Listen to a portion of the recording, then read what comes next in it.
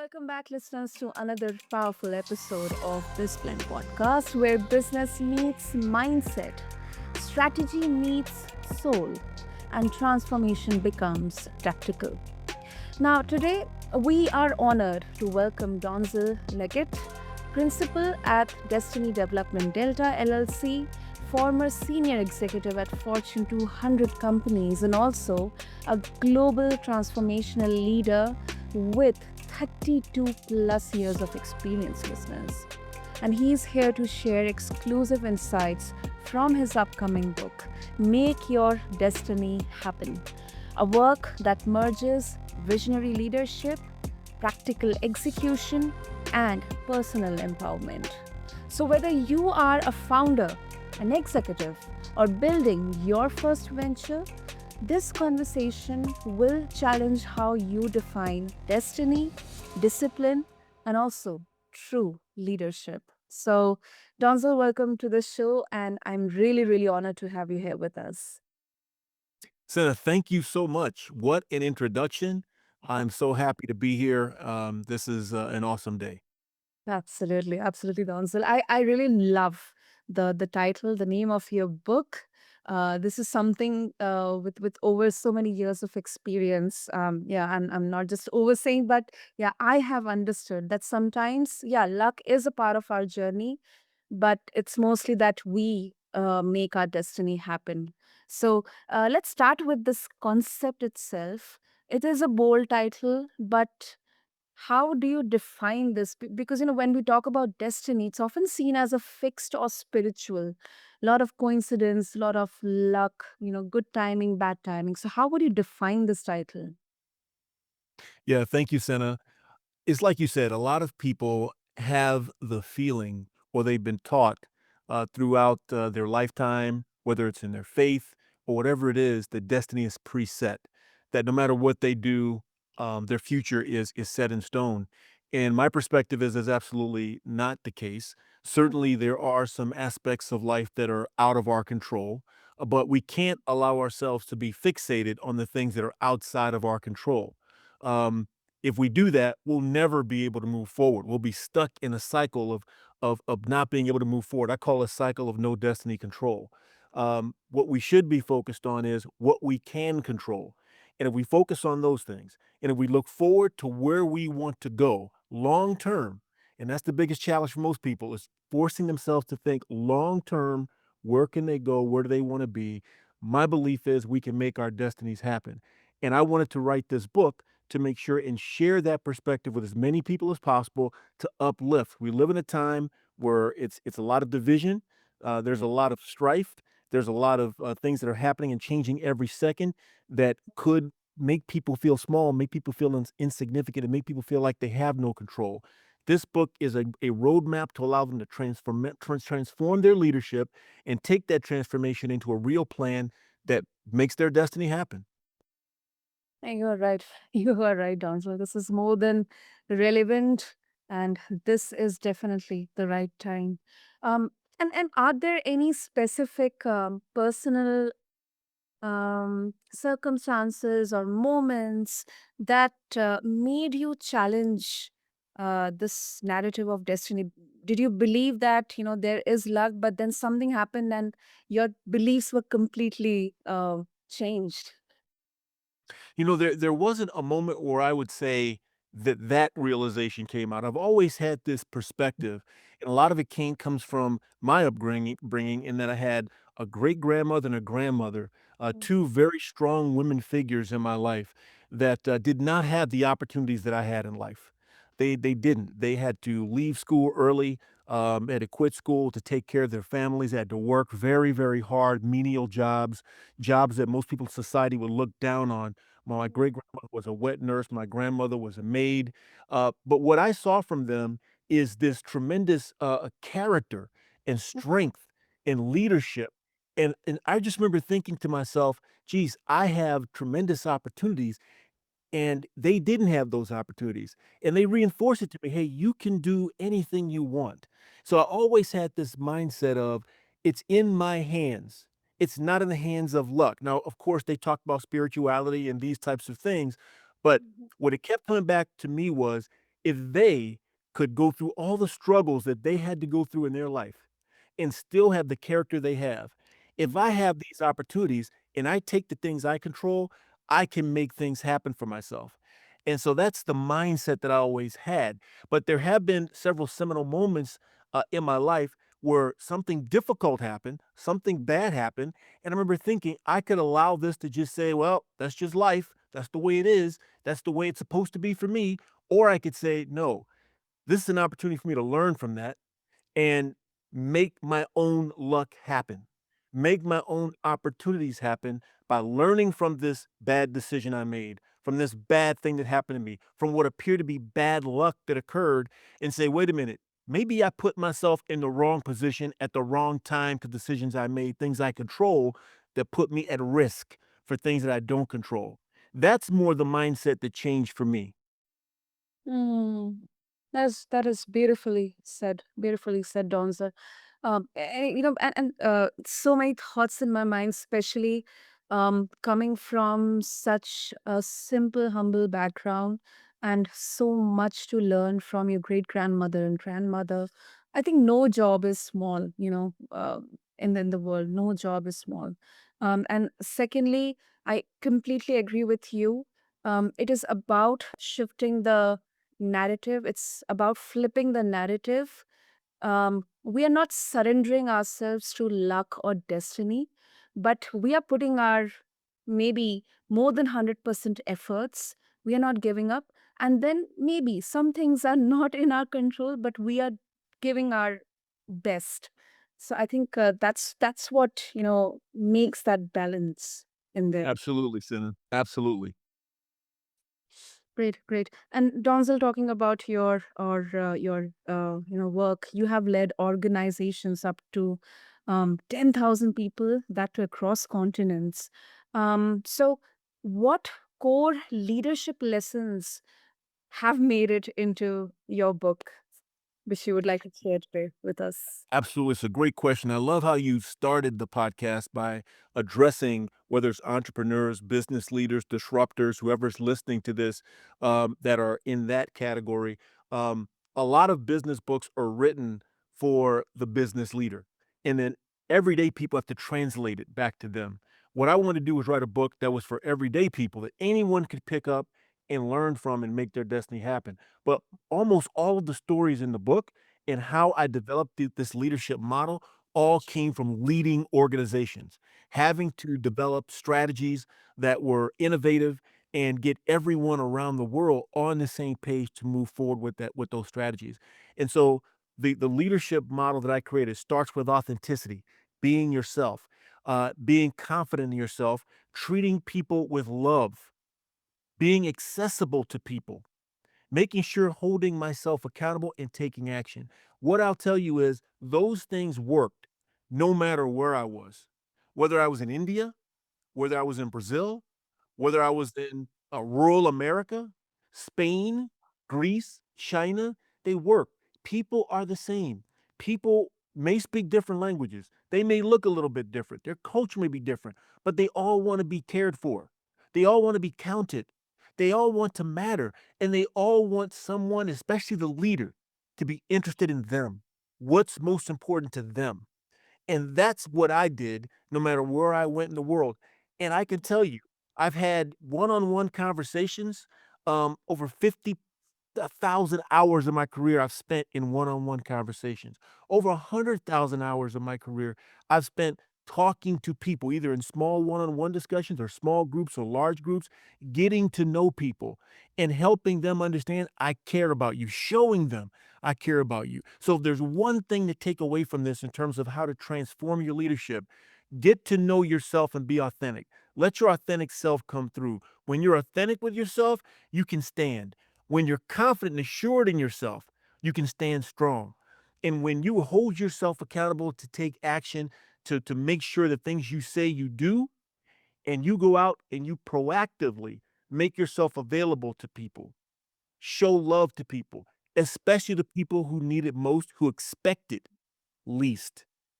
That's where you make a difference and where you can transform groups of people, no matter where they are in the world, to be on the same page and pursue a goal or a dream, whether it's destinies for themselves or a transformative organizational strategy that you need everyone to get behind. Absolutely, absolutely. Because there's so many misconceptions around this, especially in the leadership, that if you are being vulnerable, or you are, you know quote unquote, showing the softer side of yourself, then you are portraying yourself as a weak leader.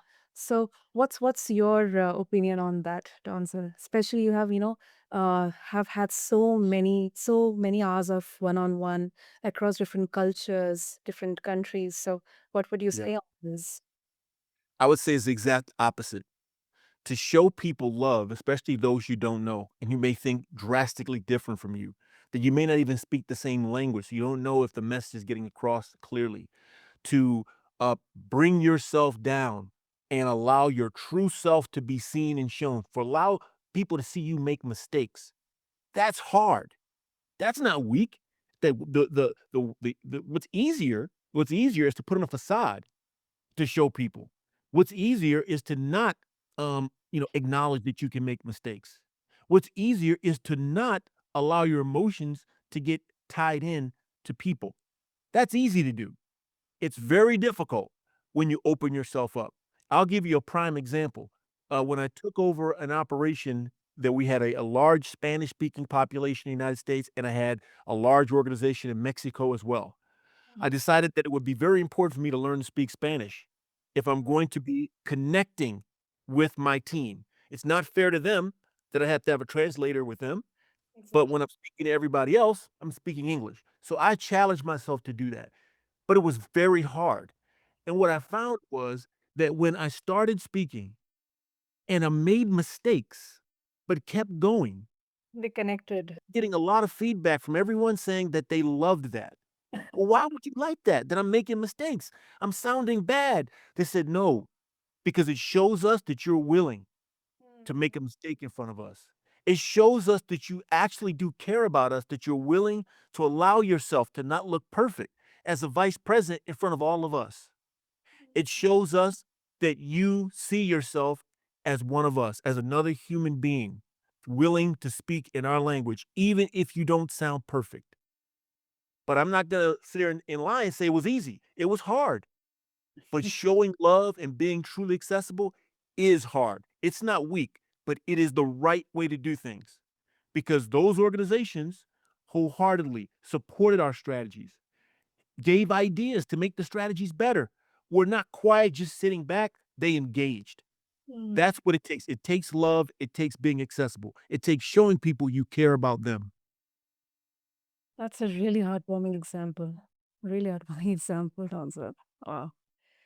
Ah, goodness. Okay. And also, your book is it comprises. It's based on proprietary leadership models. So I'm really curious to know, if you can walk us through a key principle, maybe share a glimpse of that. That could immediately shift how someone leads today. Yeah, a lot of us, especially in business, have been exposed to different sort of assessments that come in and tell us how to be a better leader. But in my experience, and I've been through many of them, most of them come in to tell you how to be a better leader in your environment, in the environment you're in at that time. They do not really tell you how to really be a better leader for yourself and in any circumstance, and more importantly, how to be a better you. So that was the first thing I wanted to address. The second thing is none of those models really tell you that, okay, what do I do now? How do I actually operationalize this? So I developed this leadership model that, again, I've been working on this for 30 plus, 32 plus years. So it's tried and true, experimented, tweaked, and perfected. And basically what it is, I have two models that come together to make the Destiny Development Delta model. And again, what's beautiful is this model I developed and perfected in the business environment, but it works perfectly in personal life. It's made up of two elements. The first element is what's called the A attitudes of leadership. And this model is developed to help you transform your leadership. To transform your leadership, it's what I call the how. How do I operate as a leader? to generate the kind of engagement and confidence that organizations need to move forward, or that I need to move myself forward. And this is really all about the values base that you need, starting with, again, authenticity, getting to know yourself. Don't be someone else. Be yourself and be confident in that self that you are. Learn how to hold yourself accountable. Take action. Be accessible to people and show love to people. Show adoration. And then bring them all together in a culmination that allows you to also not only lead in a strong way, in a great way, but also to make sure, which is important in today's world, how do you still have holistic balance in your life? And how do you have well being in your life? It's not great to be a leader that's out there driving things, but you're suffering inside. Eventually, you'll break down. So you do need that. But once you have transformed your leadership, now what do? That's where the what comes in. And that second piece of the model, that second element is called I lead change. And it's a descriptive acronym that basically provides a roadmap to operationalize your leadership, whether it's developing the life plan that you need to make your destiny happen, or whether it's developing the plan for your organization to be disruptive in whatever business category that you're in. So it's about transforming your leadership, then taking that transformation and doing something about it with this roadmap that we lay out that takes you step by step. Here's what to do and how. Hmm. So it's the first is how I think it basically throws light a light on working inward, for a leader from inside out. And then I think that will also translate within the teams as well in the culture.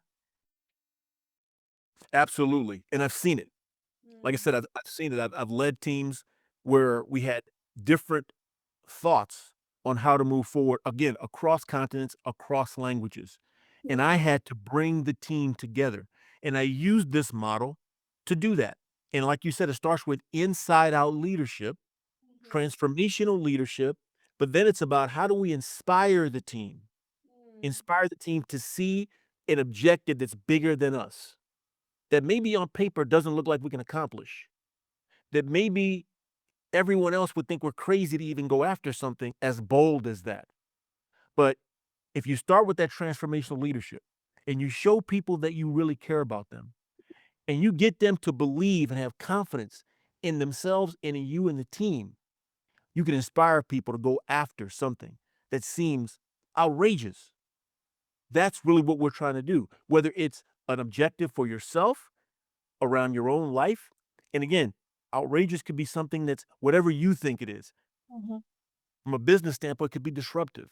But getting everyone across the board, whether they're in China or in Brazil or Argentina or Spain, to coalesce around that objective and move forward, that's magical.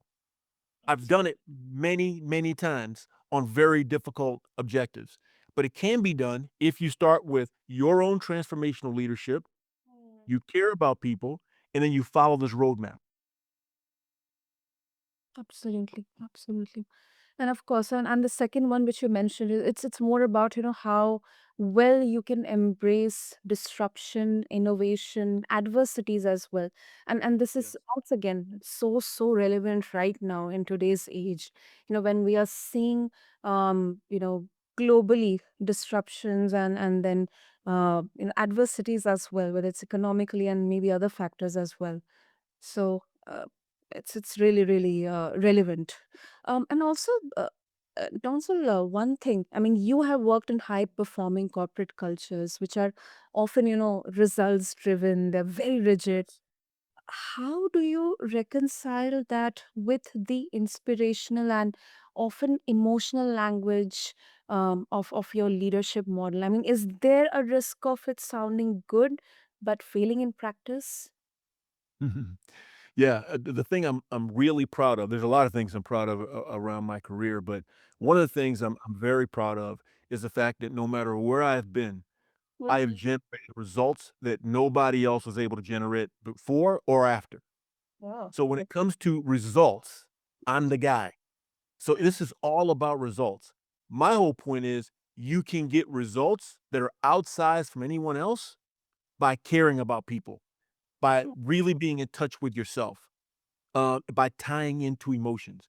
And there are several stories in my book that bring this to life that are truly, incredible. Sometimes I look back and I'm like, man, that really happened. But it did. That really happened. So there's several stories I had where, we took average or below average organizational performance and literally within months turned it around. Turned it around. Again, the key is, do you believe that if you can tap into what each individual, what's important to them, and you can figure out a way to then tie the organization's goals for them to see that there's a path and how that helps them with their individual goals. If you can do that, then yes, emotions are important.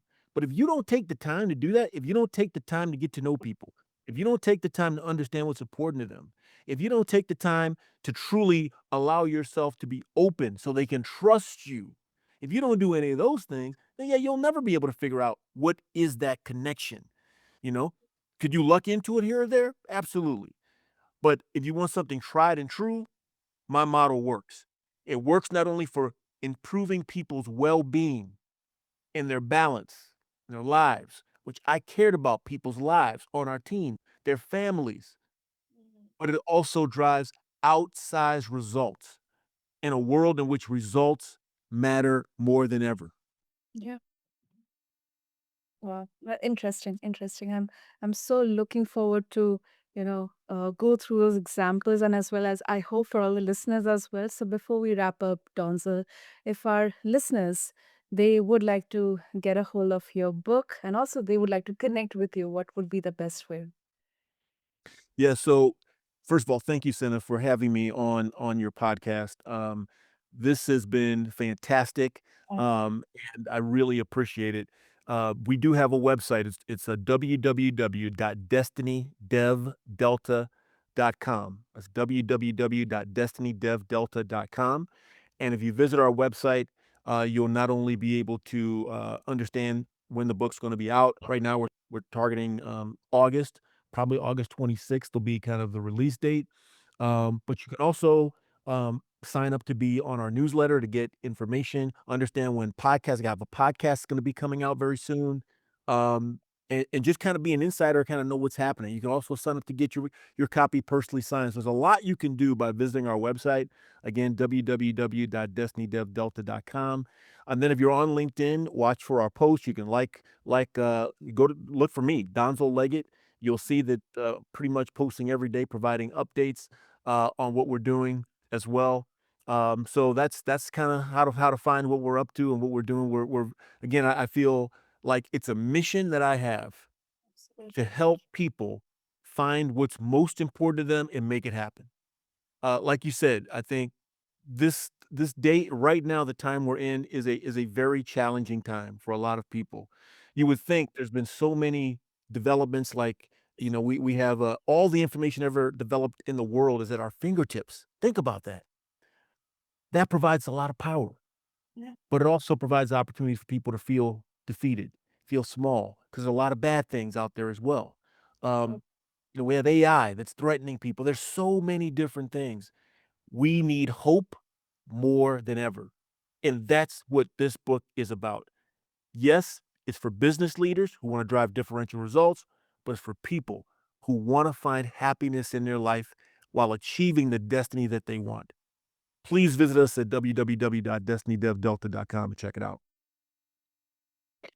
oh, wow, great, great. I absolutely love your conviction, Donzel, and I'll make sure to have all the links in the show notes for our listeners. And thank you so, so much. I believe, Donzel, your book, Make Your Destiny Happen, isn't, as you rightly said, just not about professional wins, but also it's a call to reclaim our path with purpose and power. So thank you so, so much.